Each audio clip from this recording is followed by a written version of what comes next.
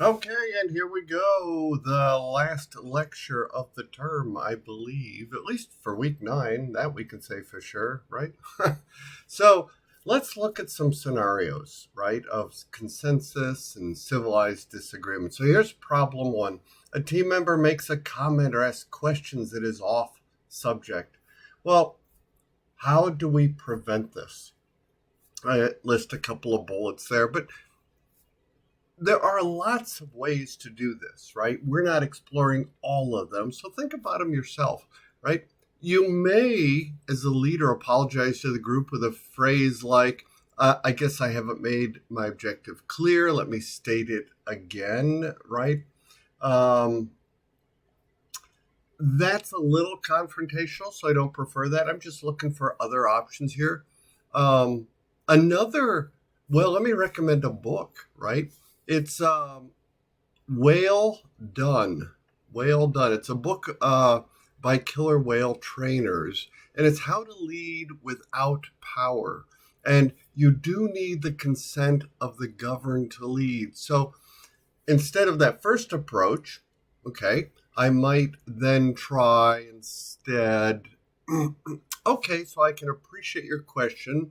And if we could table that for now, I'll consider it and we'll come back to it at another time very soon.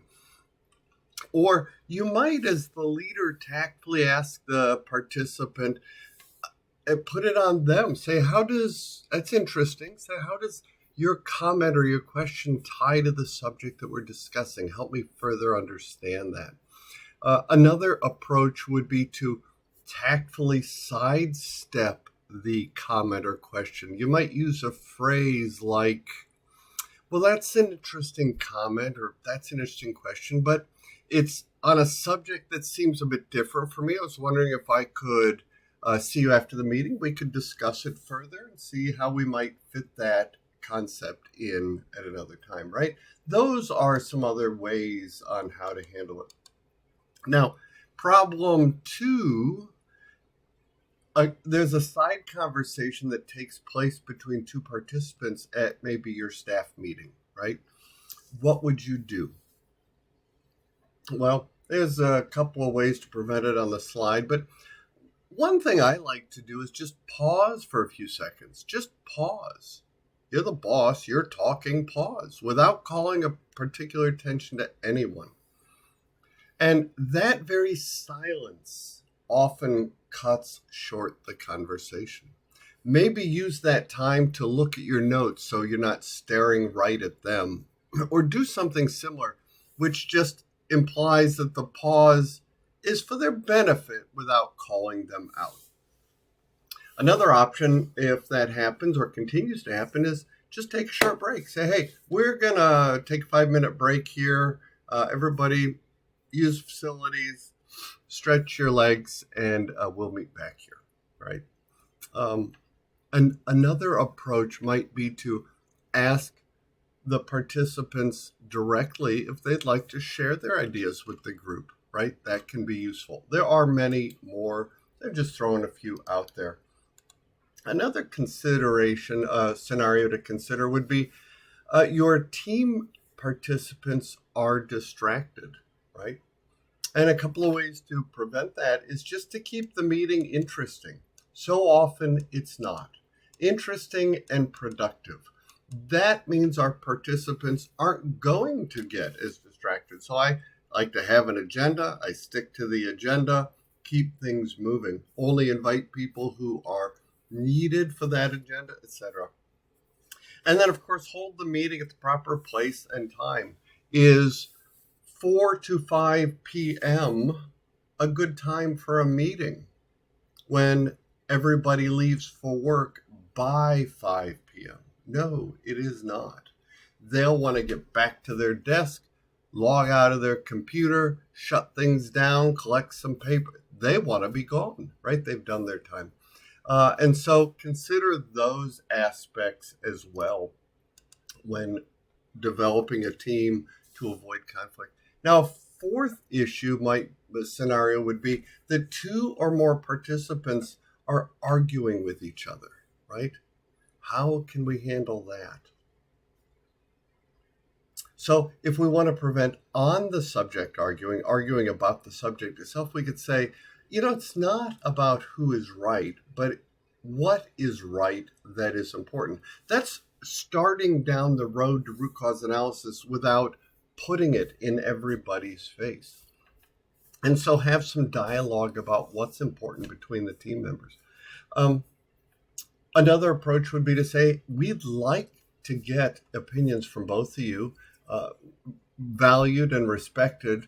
So what you think, so say what you think, and then be ready to listen and consider the ideas and merits of the others. And we'll have that dialogue. Now, another scenario would be one or two players are dominating the meeting that you're holding. And there are, of course, a number of ways you could work around that as well. You could start the meeting by encouraging everyone to participate. Okay. And if you know a particular person might dominate, contact that person prior to the meeting, right? Suggest some restraint in participation. I used to work for a group of high ranking officials that knew how to get to the point except one person. And you'd go around the table at the end of the meeting, and by gosh, they must have had nothing to do in life because they would talk for another 30 minutes and the manager would allow it, frustrating everybody. We're not listening anyhow. So that would have been a good way for my manager to have handled that. Now, we can call on people by name instead of asking for volunteers. If I ask for volunteers, the dominant is always going to speak up, right? So I could call on people by name. And one of the ways to do this is ask everybody to write down their answers to a question, right? Turn them in. Give them a minute or two to write it down, turn them in, and then read them out loud.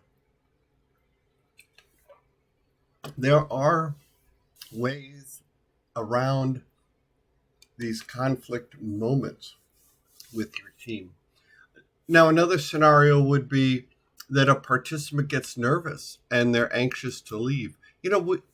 I myself like to sit in the back of a room because I don't want to be called on. I get nervous too, right? And so we could conclude the meeting on time if they're anxious to leave, and or maybe don't set a closing time, but wrap it up and make sure that it's done in as short a term time possible. Don't fill the whole hour, right? That's in management called Parkinson's law.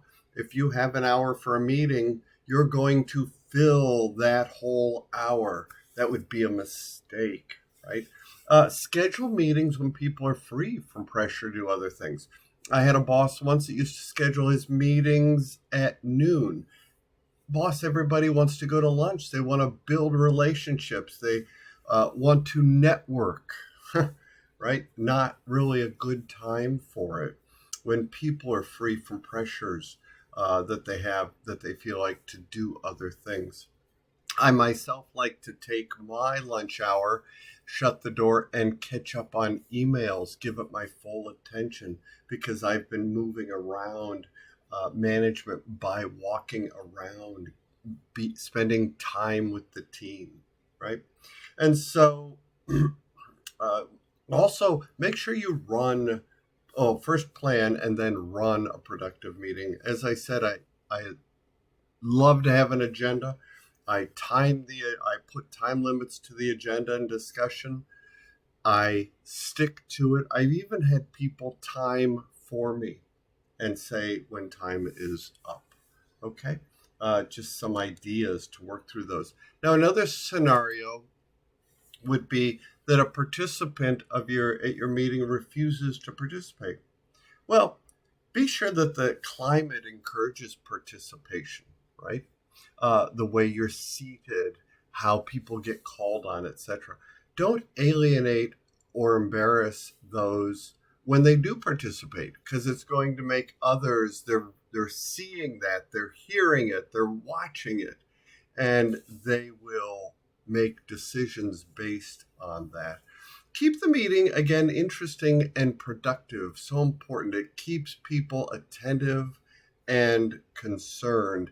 Then my last point here would be, if people refuse to participate, it might be a personality preference. So we have talked about MBTI, that's Myers-Briggs Type Indicator.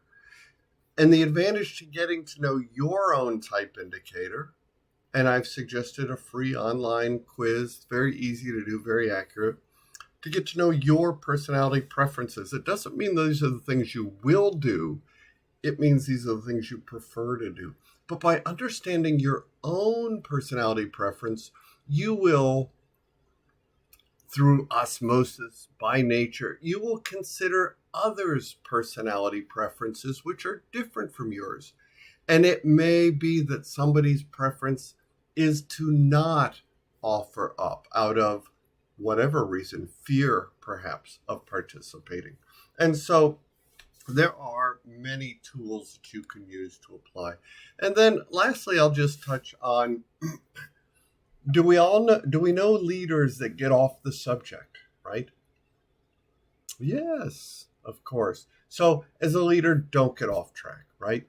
Be well prepared. Be clear in your objectives. I know every time I ever spoke to people in my Air Force career, I would plan my comments. Then I would go out and give them from the cuff. I wouldn't read them because I wanted them to feel the passion of it, the energy, the enthusiasm. But I still had that mental map to stay on the objectives. Well, of course, we can also quickly evaluate each comment and question that comes from the group, right? If something comes from the group that's not on the topic, as a leader, you don't have to go there. Call attention to the fact or postpone the discussion for another time, or say we'll make that the topic of the next meeting, right? The next get together. There are lots of things you can do, right, to stay on track, even if somebody else tries to take you off track. And then if your leader is the one that gets off track and isn't getting back on, just think of a tactful way to manage that. Now, I like to point out, just in closing, this exercise, right? We're not going to do it, but I wanted you to be aware of it because you may want to consider it, right? So the objective of the exercise is the CEO of the company has just decided to diversify from the core business, and they're going to open up, say, a new chain of restaurants. And the team's job is to design the perfect dinner menu for the clients, right? And we all know that dinner menu can include the things listed here: appetizers, desserts, house wine, etc. And then each team is given, it will give a presentation of their final design along with an explanation of their choices. I find that an interesting exercise, because what I'm really getting at in that exercise, and I share it with you that you may want to do it with your own teams, is the real question. They're having fun with food menus, but the real question back to the team when you get together after their presentations is, how did the team arrive at consensus? That would be good to know, to reducing conflict. Excuse me. And to getting to this high-performing team. How were conflicts or differences resolved in the process? Because you know they happened. And then ask the team, how does this time together, building this menu and presenting it, demonstrate what happens at work? Tie it into work. And then update my final point would be update your team charter to reflect some of these lessons learned. That's that joint document that everybody agrees to on how we're going to operate and act with each other. Okay, that's it for week 9. See you online. Good luck with the assignment.